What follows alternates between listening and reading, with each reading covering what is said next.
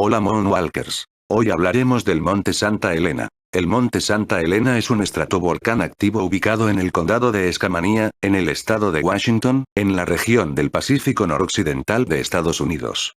Su altura actual es 2550 msnm, la erupción de 1980 le restó altura, y está ubicado a 154 kilómetros al sur de Seattle y a 85 kilómetros al noroeste de Portland, Oregón. La montaña es parte de la cascada Range e inicialmente se conocía como Lowalla Cloud, que significa montaña de fuego humeante en la lengua de los nativos locales, la tribu Klickitat. Recibió su actual nombre del diplomático británico Jane Fitzherbert, un barón de St. Helens, quien era amigo de George Vancouver, un explorador que realizó un sondeo del área a finales del siglo XVIII. Este volcán es muy conocido por sus explosiones de cenizas y flujos piroclásticos. Es muy reconocido por la catastrófica erupción del 18 de mayo de 1980. Esa erupción volcánica fue la más mortífera y económicamente destructora en la historia de los Estados Unidos. La magnitud de esta poderosa erupción fue de 5 en la escala IF, que significa índice de explosividad volcánica. El 16 de marzo de 1980 comenzó con una serie de pequeños terremotos, cuyo origen parecía residir en los movimientos del magma que estaban sucediendo en las profundidades del volcán Santa Elena. El 20 de marzo a las 3:47 p.m. según el uso horario estándar del Pacífico, UTC, 8 de aquí en adelante el tiempo corresponderá a este uso horario, otro terremoto de 4,2 en la escala de Richter, con epicentro bajo la cara norte del monte Santa Elena, ponía en evidencia la actividad del volcán tras 123 años de silencio. Una serie de pequeños terremotos fueron saturando poco a poco todos los sismógrafos de la zona hasta alcanzar los valores máximos entre el 25 de marzo y los 2 días siguientes. Se recogieron un total de 174 terremotos de 2,6 o más en la escala de Richter durante esos 2 días. Posteriormente, terremotos de 3,2 o más se fueron sucediendo cada vez de forma más frecuente entre abril y mayo. A principios de abril, la media era de 5 terremotos de 4 grados o más por día, pero en la semana anterior al 18 de mayo la media rondaba los 55 terremotos por día. Inicialmente, no había evidencias directas de una futura erupción, pero los pequeños terremotos causaron avalanchas de hielo y nieve que fueron observadas desde el aire. El 27 de marzo a las 12:36 p.m., se produjo una explosión freática, o quizás dos simultáneas, que expulsó pedazos de roca del interior del cráter, generando así un nuevo cráter de 76 metros de ancho y una columna de humo y cenizas de unos 1800 metros de alto. También por estas fechas, se produjo una gran fractura de 4900 metros de largo que cruzaba toda la cima de la montaña de este a oeste. Estos sucesos fueron seguidos por más terremotos y una serie de explosiones de vapor de agua que enviaron más ceniza al exterior.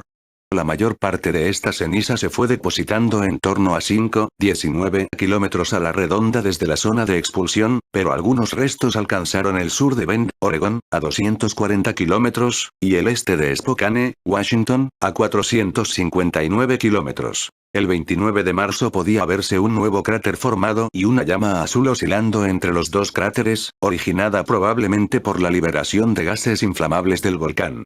La electricidad estática creada por las nubes de ceniza que descendían por la ladera de la montaña generaron rayos eléctricos de hasta 3 kilómetros de largo. El 30 de marzo se reportaron hasta 93 amagos de erupción y el 3 de abril se detectaron los temblores armónicos que suelen preceder a las erupciones volcánicas, lo cual disparó las alarmas de los geólogos y movió al gobernador a declarar el estado de emergencia. El 8 de abril ambos cráteres se fusionaron, creando uno mayor de 520 metros por 260 metros. Un equipo de la USGS determinó, en la última semana de abril, que una sección de la cara norte del monte Santa Elena de 2,4 kilómetros de diámetro estaba desplazado unos 82 metros.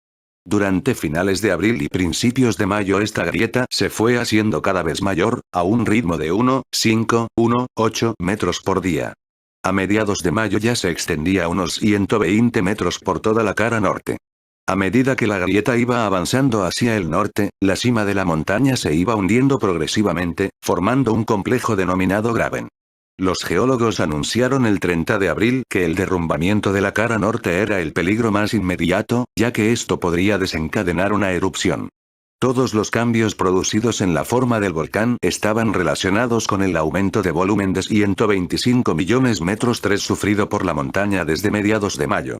Este aumento de volumen coincidía probablemente con el volumen de magma que estaba presionando y deformando la superficie del volcán. Cuando todo el magma se mantiene bajo tierra y no es visible desde el exterior como ocurría en este caso, se denomina criptodomo. Por el contrario, en un lavadomo la lava se encuentra en la superficie. El 7 de mayo se produjeron erupciones similares a las sucedidas en marzo y abril, y durante los siguientes días la grieta de la cara norte alcanzó unas tremendas dimensiones. Hasta este punto, toda la actividad se limitó a la cúpula de la cima. Un total de 10.000 terremotos fueron registrados antes de la gran erupción del 18 de mayo, la mayoría concentrados en una pequeña zona de 2,6 kilómetros, justo debajo de la grieta de la cara norte. Todas las erupciones visibles cesaron el 16 de mayo, lo cual redujo el interés del público y el número de espectadores en la zona. Pero, sin embargo, el 17 de mayo, la presión pública forzó a los oficiales al cargo, a permitir la expedición de un pequeño grupo de gente al interior de la zona de peligro. Otra excursión fue programada para las 10 de la mañana del día siguiente. Al ser domingo, se evitó que más de 300 leñadores estuvieran trabajando en la zona.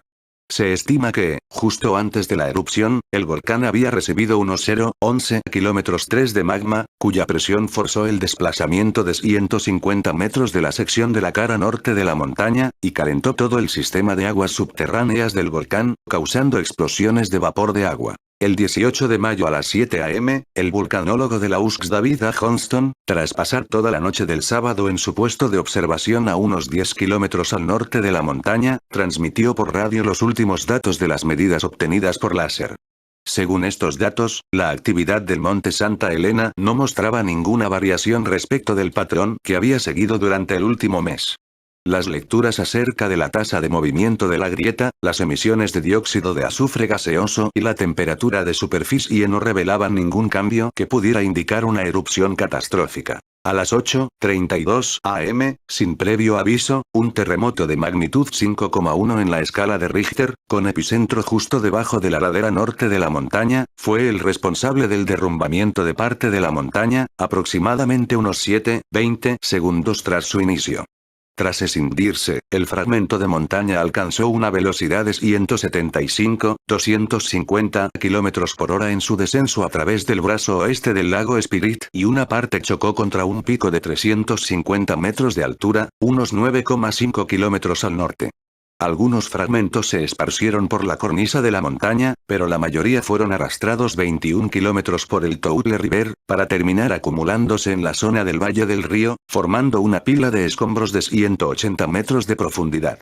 El área cubierta se estimó en 62 kilómetros 2 y el volumen total depositado se calculó en unos 2,9 kilómetros 3, lo que le convierte en uno de los mayores corrimientos de tierra registrados en la historia. La mayor parte de la ladera norte del monte Santa Elena se había convertido en un depósito de escombros de 27 kilómetros de largo y una media de 46 metros de espesor, siendo mayor su espesor a 1,6 kilómetros bajo el lago Spirit y menor en su zona oeste.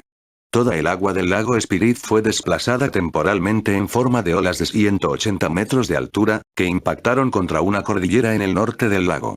Esto causó una nueva avalancha de escombros, que cayeron sobre la cuenca del lago y provocaron un ascenso de unos 60 metros del nivel de agua del lago.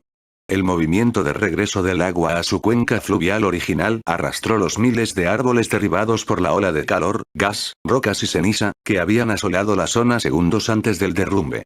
Tras el derrumbamiento de la ladera norte, el magma tipo dacita que se alojaba en el cuello del monte Santa Elena quedó repentinamente expuesto a una presión mucho menor, lo que produjo una devastadora explosión de gases, roca medio fundida y vapor de agua, unos segundos después del derrumbamiento. Las explosiones se produjeron a lo largo del rastro dejado por el derrumbe, produciendo un bombardeo de rocas en dirección norte, que fue acompañado de flujos piroclásticos de gases calientes, ceniza, piedra pómez y restos de roca pulverizada que adquirieron un aumento progresivo de velocidades de 350 km por hora hasta 1080 km por hora, es posible que sobrepasaran brevemente la velocidad del sonido. Los materiales expulsados en los flujos piroclásticos adelantaron a la avalancha de rocas, extendiendo su área de devastación hasta una superficie de 37 kilómetros por 30 kilómetros aproximadamente, unos 600 kilómetros de bosque fueron arrasados, pero el extremo calor al que fue sometido la zona produjo la muerte de árboles más alejados. Toda esta serie de eventos debieron de suceder en no más de 30 segundos, pero la onda expansiva que se generó en dirección norte y la nube consecuencia de la explosión debieron continuar durante un minuto más. El material supercaliente que cayó en el lago Spirit y en la vertiente norte del río Toutle convirtió el agua en vapor, produciendo una segunda explosión que se oyó en puntos tan lejanos como Columbia Británica, Montana, Idaho y el norte de California. Curiosamente, en algunas áreas más cercanas a la erupción, Portland, Oregón, no se escuchó dicha explosión. Esta zona fue llamada la zona tranquila y se extendía a lo largo de unos cuantos kilómetros desde el volcán. Esta área silenciosa se creó debido a la compleja respuesta de las ondas sonoras de la erupción a los cambios bruscos de temperatura, a los movimientos del aire entre las diversas capas de la atmósfera y, en menor medida, a la topografía local de la zona. Mientras la avalancha y el flujo piroclástico arrasaban la zona en su avance, una inmensa columna de humo y ceniza se elevaba hasta una altitud de 19 kilómetros sobre el cráter del volcán en menos de 10 minutos, inyectando tefra en la estratosfera durante 10 horas seguidas. Cerca del volcán, el remolino de partículas de ceniza que entraban en la atmósfera comenzó a generar electricidad estática que se manifestó en forma de rayos eléctricos. Esta fue la causa de muchos de los bosques incendiados ese día. A su vez, parte de la nube de ceniza con forma de hongo, comenzó a colapsar, enviando veloces flujos piroclásticos a lo largo de las laderas del monte Santa Elena. Más tarde, la cara norte comenzó a expulsar materiales de forma más lenta, como bombas de piedra pómez incandescente y ceniza muy caliente. Algunos de estos flujos calientes entraron en contacto con nieve o con agua que se transformaba violentamente en vapor de agua, creando cráteres de 20 metros de diámetro y enviando ceniza hasta los 2 kilómetros de altura. La erupción del 18 de mayo de 1980 figura en la historia como la más mortífera y destructiva ocurrida en los Estados Unidos. 57 personas perdieron la vida y 200 casas, 47 puentes, 24 kilómetros de vías de tren y 300 kilómetros de autopistas quedaron totalmente destruidos. El presidente de los Estados Unidos, Jimmy Carter, inspeccionó los daños y declaró que lo que vio era más desolador que un paisaje lunar. Un equipo de televisión fue enviado en helicóptero al monte Santa Elena el 23 de mayo, para documentar la destrucción causada por el volcán. Sin embargo, al acercarse al volcán, las agujas de sus brújulas comenzaron a girar rápidamente en círculos y terminaron perdiéndose. Una segunda erupción tuvo lugar al día siguiente, pero la tripulación sobrevivió y fue rescatada 2 días más tarde. En total, la cantidad de energía liberada por el monte Santa Elena es equivalente a 27.000 bombas de Hiroshima, unos 350 megatones, y expulsó más de 4 kilómetros 3 de material. Una cuarta parte de ese volumen fue lava fresca en forma de ceniza, piedra pómez y bombas volcánicas, y el resto fueron fragmentos de roca antigua. La pérdida de la ladera norte del monte Santa Elena redujo su altura a 400 metros, y formó un cráter de unos 2-3 kilómetros de ancho y 640 metros de profundidad, en cuya zona norte se abre una inmensa brecha. Espero que les haya gustado el video. No olviden suscribirse al canal y dejar su manita arriba. Nos vemos en un próximo video. Chao.